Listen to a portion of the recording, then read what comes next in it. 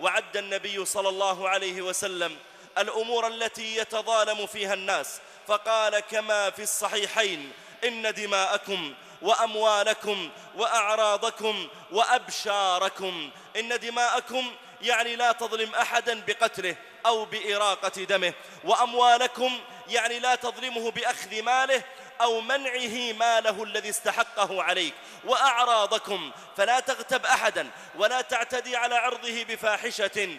قال: وأبشاركم يعني البشرة، فلا يجوز حتى أن تلطمه أو أن تضربه. قال: إن دماءكم وأموالكم وأعراضكم وأبشاركم حرام عليكم كحرمة يومكم هذا في شهركم هذا في بلدكم هذا. وقال عليه الصلاة والسلام: لا تحاسدوا ولا تناجشوا ولا تباغضوا ولا تدابروا ولا يبع بعضكم على بيع بعض، وكونوا عباد الله إخوانا. المسلم أخو المسلم لا يظلمه ولا يخذله ولا يحقره. التقوى ها هنا إلى آخر الحديث.